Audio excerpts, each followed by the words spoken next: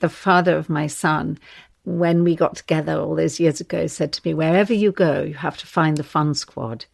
And it was the best bit of advice I've ever been given, because the joy that it gives you being with people that light you up, being in amazing situations, seeing wonderful things, having beauty around you, they're so important.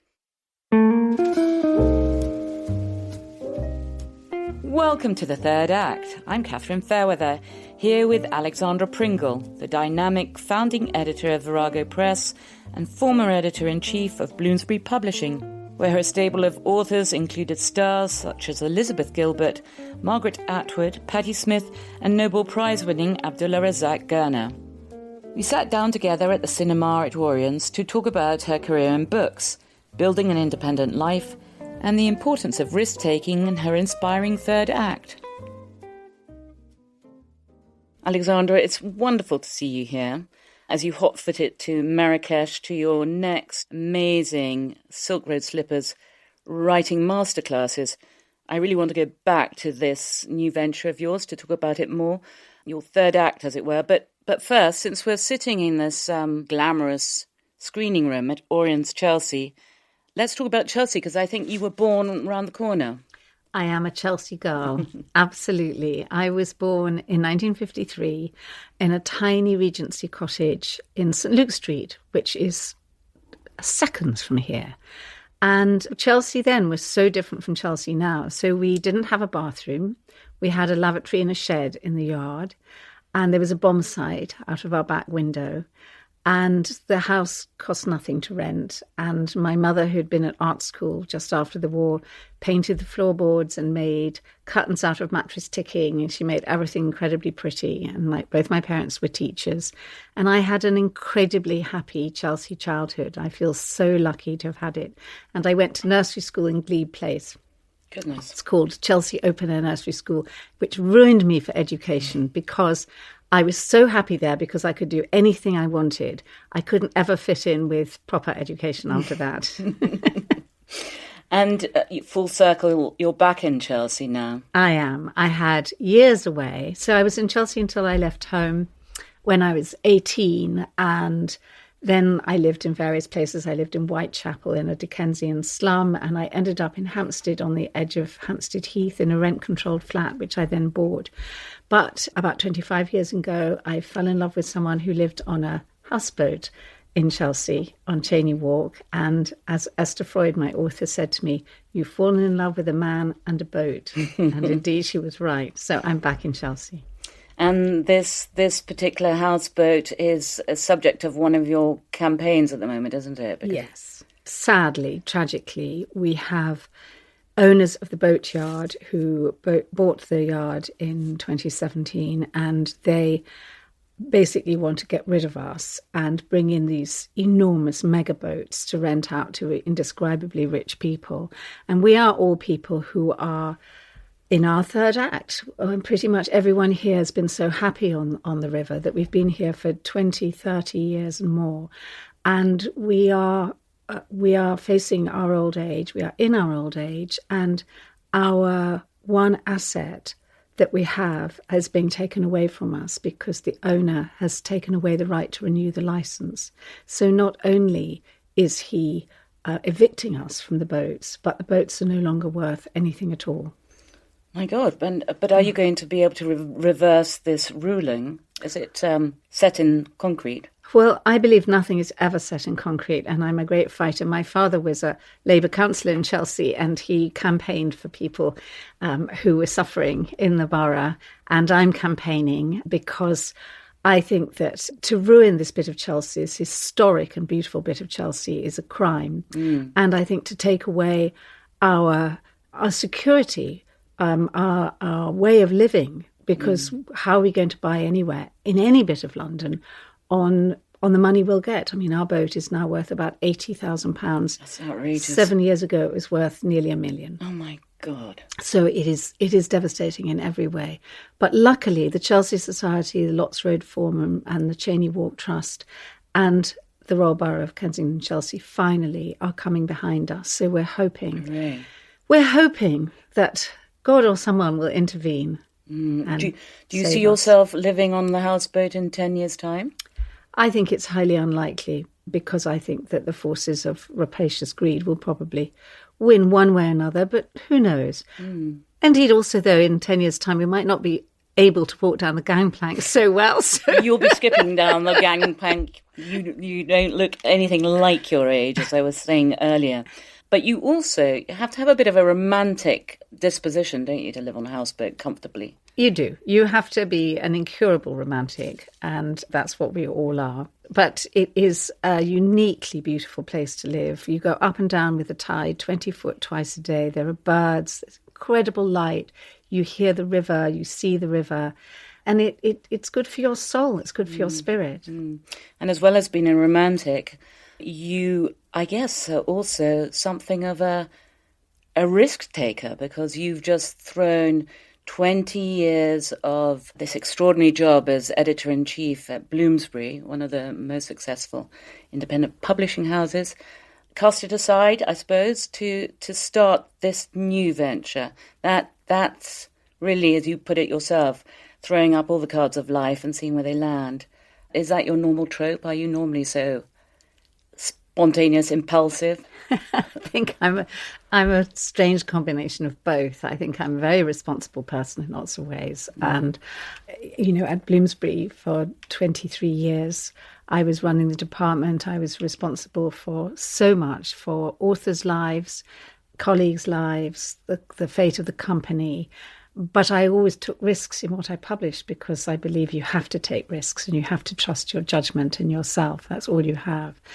But I was also very aware that I wanted to have a third act. I wanted to have a big new adventure, and that I would have to do that before I got too old and too decrepit. So I see these years, which are the years of my 70s, as being indescribably precious to me, because they are giving me something that I've never had, which is physical freedom. I've been working in offices since I graduated, and I've worked incredibly hard all my life. And it's not that I've stopped working hard, because it's so ingrained in me, I couldn't not. But this sense of adventure and freedom is exhilarating and important to me, to be able to travel more. And indeed, running these masterclasses in Marrakesh is an incredible joy and privilege, and important to me because it takes me back to my roots, my family roots as well. So sometimes you just have to take risks, and I've taken big risks about 3 or 4 times in my life, and this is one of them. But without doing this, I couldn't have this third act, this new adventure. So tell me, what do you mean about going back to your roots with this Silk Road slippers? Well, my mother's family were ancient pre-Babylonian Moroccan Jews, and they came from a bit of Morocco called the Ufrain, and they had caravans that went from Timbuktu to Essaouira through the Sahara, carrying gum arabic, ostrich feathers, spices, and so on. And they eventually settled in Essaouira, or Mogador, as it was then called, and they were called the Sultan's merchants. So they were given a house by the King of Morocco within the city walls of Essaouira. And my mother never used to talk about them because she hated her family. So it was this great silence in our childhood. And we knew that our grandparents lived in Casablanca, and they used to send us filthy stuffed dates, dates stuffed with bright green marzipan, and checks, and my mother would send them back. She loathed her father, who stopped her education when she was young and was very bullying and oppressive. And it wasn't until I was 17 that we were taken to Casablanca to see our grandfather, and there was this completely foreign world. We couldn't believe it. It was like, who are these people? How extraordinary. That really must have sort of changed your sense of self, did it? Very gradually, actually. I think you're quite thoughtless when you're a teenager, and you're very absorbed in who you are right now. And so it really wasn't until years passed that I got more interested in it, and found that when I travelled, I was very drawn to Middle Eastern countries and North African countries.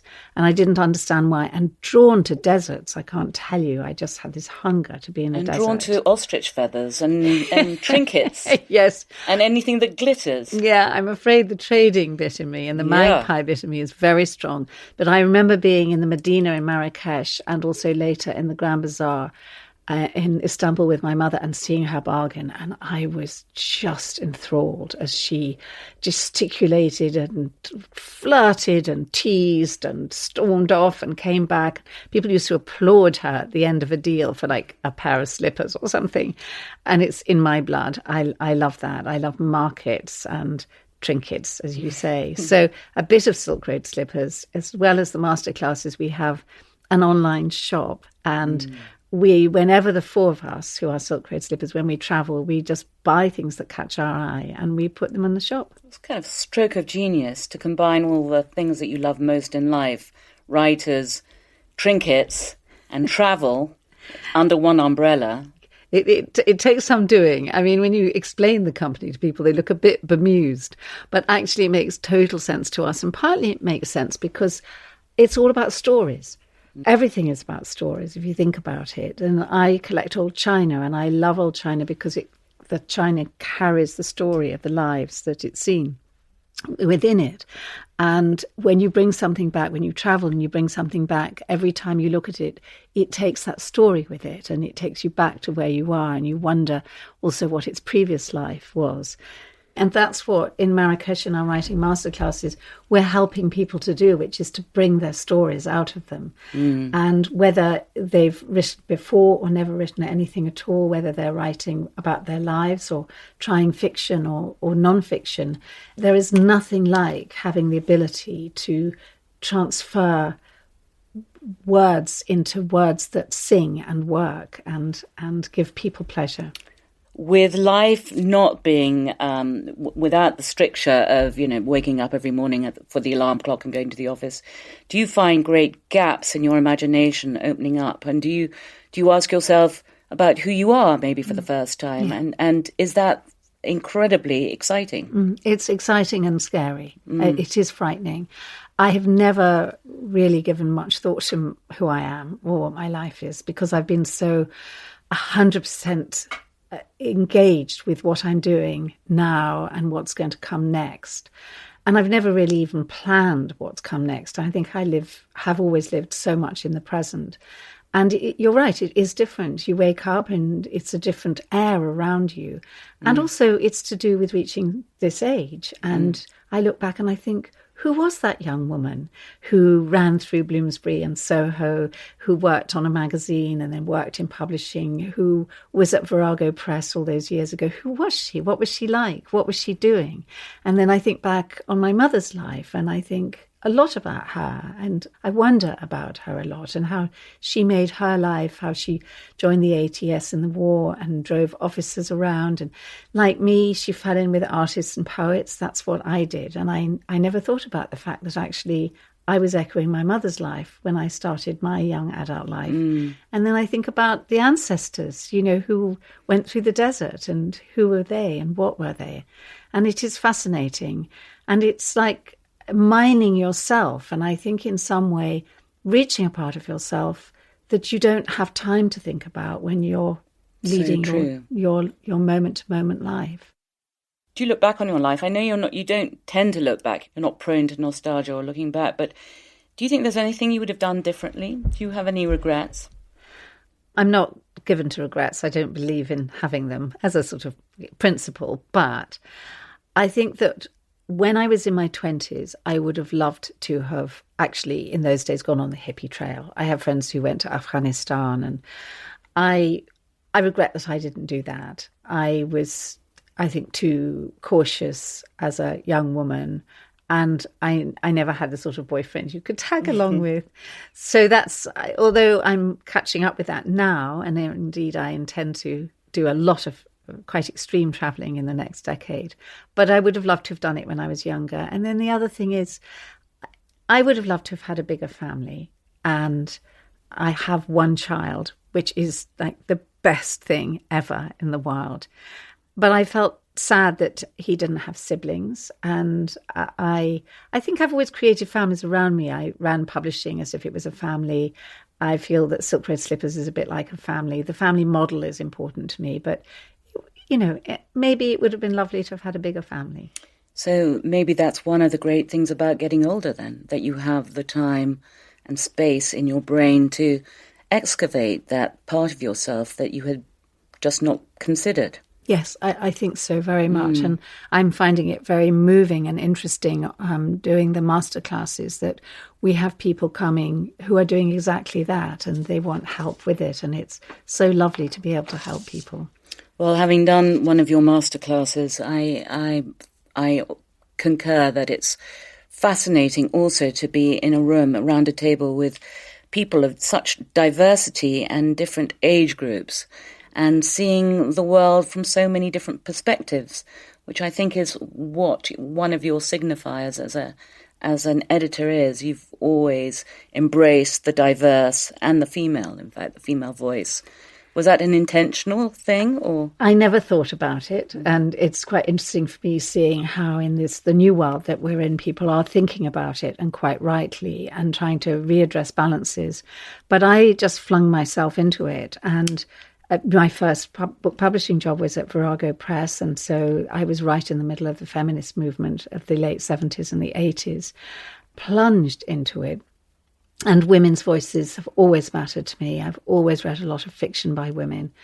And then the internationalism of how I published started as a teenager when my father gave me Chinua Achebe's Things Fall Apart. And I felt everything change as I read that novel. Nothing was ever the same again. And so as a publisher, I've always wanted to publish from around the world and to see different people's lives and help to understand them, which is, I think, something that books can do, particularly fiction, can take you empathetically into another world and help you to understand it. I so agree with you. What would you say was the highlight of your career as an editor? Well, there were a lot, but I have to say one that came just at the end of my time, and I couldn't really have even imagined such a thing would happen, which is that there's a writer from Zanzibar called Abdulrazak Gurna, and I had published him for over 20 years. And he was always got very good reviews, but I never felt he was properly recognised. And it made me sad. And I was feeling sad coming to the end of my time at Bloomsbury, feeling that he'd been slightly overlooked, particularly actually with the Booker Prize when we published Afterlives, which I think is one of his masterpieces. And then one day I woke up and I was on a meeting on Zoom, and across my screen it flashed that he'd won the Nobel Prize in Literature. And going to Stockholm with him and his wife Denise for the prize in December, just before I left Bloomsbury, was an incredible highlight. And I partied all night and I went to bed at 6:00 in the morning. And I think we both agree that that's a key element, isn't it, of keeping old age at bay, is retaining that sense of oneself, the fun side of life, the partying person that we once enjoyed. Yeah, fun. There are two things. One is working very hard, and the other is having a huge amount of fun. And the father of my son, when we got together all those years ago, said to me, wherever you go, you have to find the fun squad. And it was the best bit of advice I've ever been given. And I think going out and searching the fun squad is so important, because the joy that it gives you being with people that light you up, being in amazing situations, seeing wonderful things, having beauty around you, they're so important. And was money or making money ever was it ever important to you? No, it never ever crossed my mind. And when I talk to young people, when I talk to students who are graduating, which has happened a couple of times, when I've been given an honorary D.Lit, and you have to give those speeches, and what I say to them is, you can be really poor in your 20s and it doesn't matter.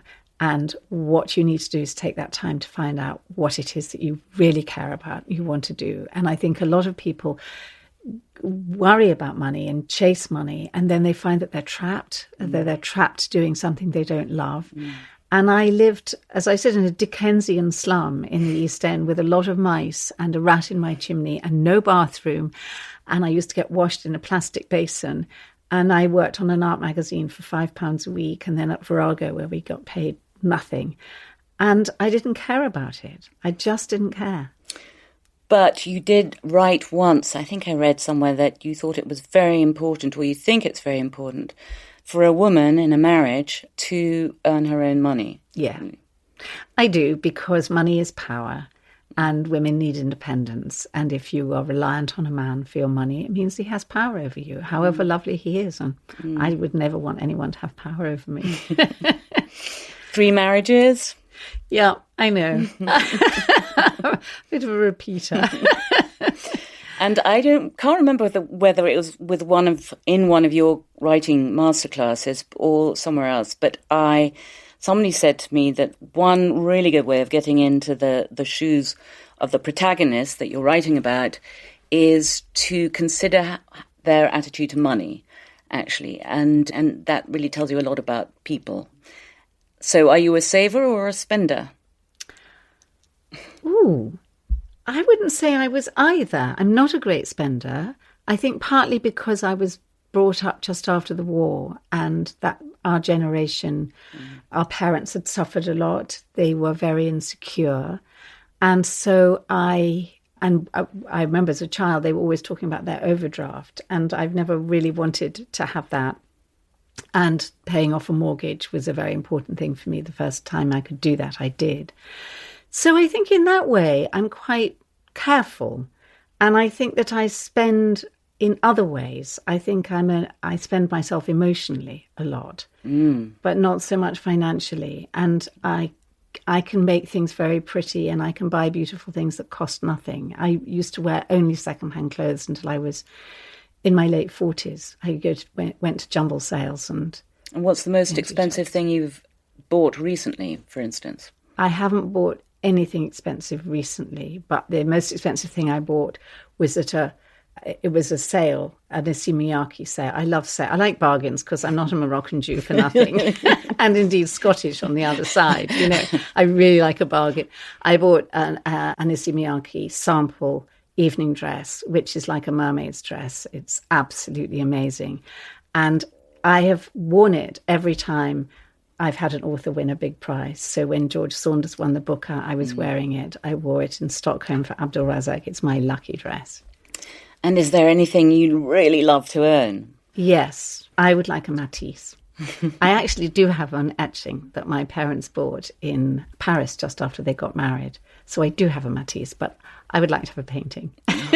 Lucky you with a Matisse, my goodness. Yeah.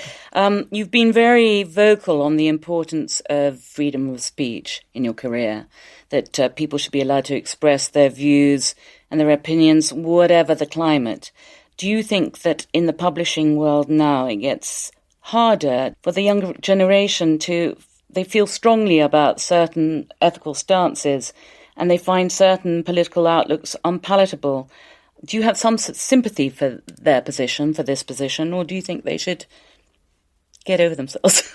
I think they have to get over themselves. I have every sympathy with people being outraged or revolted by other people's opinions, but you have to have them. They have to be there. Freedom of speech is essential to democratic life. It's essential to humanity. And I think that if you start shutting that down, we are all lost. And do you test your opinions out on your 30-something-year-old son? He's like me, really. I mean, he sometimes corrects me, but he's a journalist, and at Middle East Eye, he's head of news there, and he and I share this passion for that bit of the world. I trailed him around when he was very young. I took him down the Nile when he was 9, and to Yemen when he was 11, and we've been to Syria together and Jordan, and we've been into the Sahara together. And we've both been to Palestine together. We've done lots of things in the same sort of way. And so I find conversations with him, I turn to him to get information about the world because he's so knowledgeable. But he's not one of those people. He's also got a very dry sense of humour, I'm happy to say. So he's not one of those pompous people who close down others. And what about technology, new technology? Does he help you with that? Or are you au fait with new technologies? I work it out myself. I make myself learn, and I managed to get through all those years of being a publisher without ever once doing a spreadsheet. And now in Silk Road Slippers, I'm doing spreadsheets. So I'm teaching new my skill. old brain lots of new skills, but that has to be good for the brain. It has to be good for the brain. You had to do Zoom in lockdown, didn't you? Yeah. But you think that's no substitute for the real thing? No, I hate it. I absolutely hate it. It's useful if people are in different countries and you need to communicate. But even sometimes I think it's better to have a phone call because there's more nuance on the telephone when you hear them close in your ear. There's something so deadening about Zoom, and Zoom meetings are the pits. The bigger they are, the worse they are. They don't allow for disagreement. They don't allow for laughter. They don't allow for an interruption or anything unplanned and unscheduled. I think they're horrible. So you must quite miss the sort of conviviality and community of life in an office. I did love office life. I mean, office life pre-COVID. Office life post-COVID, I think, doesn't really exist. It's dead. But my old life, office life, I thought I would never be able to leave work because I loved it so much. As I said, it's like being in the middle of a soap opera. It's all those stories, and it's so much about conversation. So much of what you do that's creative is about conversations and unscheduled, unusual things happening. And also the nuance when you're in a room with somebody, the way an expression flickers across their face, the way they intake breath, all of these things are very, very important. And, it's like writing. It's all about subtlety. And do you think that being with such a diverse, big bunch of people is what keeps you young? Because you seem so young. I'm sure you've had your health scares, as we all have. Yeah. We don't get to our age without them. But is fitness important to you? Well, I had a heart attack 7 years ago, and I was about to have a complete cardiac arrest because my main artery was 99% closed. So I very nearly pegged it, and I was told I had to do exercise. So I did nothing but wear high heels up until that point, and I had to get rid of my heels and start walking. And I do walk, and I love it, and I've discovered a new London. I've discovered the joy of actually having the power of movement yourself and not be reliant on public transport and taxis, and I swim whenever I can because I love it. And I've started doing yoga, and I started doing that just before I turned 70 because I decided that flexibility is key to old age. And I go to the classes at Chelsea Town Hall, and I do it twice a week if I'm around. And I'm loving it. I'm discovering that I can do things. I did a shoulder stand on my own with no help the other day, and I felt so smug. One of my previous podcastaways, a wonderful man called Casman, who's a collector, said that the secret to living a good old age was to get a great dentist. Would you agree with that? Oh, my God. I've just spent more money than I could dream to even tell you of at a dentist because I had root canal and a crown. I think he's right. I mean, you get more and more reliant on your dentist as you get older. Yeah. As Abraham Lincoln said, it's not the years in your life that counts, it's the life in your years. So to live well and to live fully for the next decade, what does that mean to you? What would you like it to be to live a full and good life? I would like it to have a lot of adventure. I want to travel a lot. I want to go on this journey into myself in some way. I want to continue to be with young people. I have 3 colleagues who are much younger than me. They're in their 40s, and they're from different bits of the world, one from Sudan, one from Pakistan, and the other from Britain. And I think to be continually challenged and excited by other people is very, very important. Reading books, being with writers, being around writing. I never, ever want to not do that and to help people write. I love it. Who knows? I would rather love to be a grandmother, but, we'll see about that. Well, you could be a grandmother to 5 children before the next decade is out. Couldn't you? I was thinking the other day that when I was a teenager, I used to sort of dream about this ridiculous Cinderella white wedding I would have. And in fact, it never happened. And it was a shotgun wedding and 10 people spontaneously around a table, and it was very memorable. Now I find myself sort of thinking about what poems I'm going to have read at my funeral. Do you think that's weird? No, I think a lot of people do. I haven't started thinking about my funeral. And actually, I think I would like to leave it to the people who are left behind to decide what they would like to read, because I liked doing that for my parents. They didn't say anything to us. And so I think it's for them to express their feelings about you. Very nice, yeah. So not too controlling then. Yeah. Yeah, very good. I won't be around, so, it's up to them. But if you were going to write your epitaph, how do you think of what... I think I know what you'd put in your epitaph. You said it earlier. What? You said, be a member of the Fun Squad. Yes. Alexandra, it's been so wonderful speaking to you. Thanks so Catherine. Much. Thank Bye. you. Bye-bye.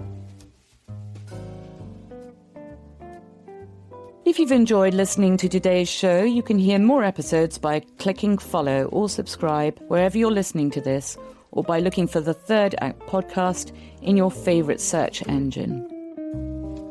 This episode was produced by Pete Norton and made possible by Orions, luxurious residences that are redefining later living in the heart of Chelsea. I'm Catherine Fairweather, and I look forward to seeing you in a fortnight for another episode of the Third Act.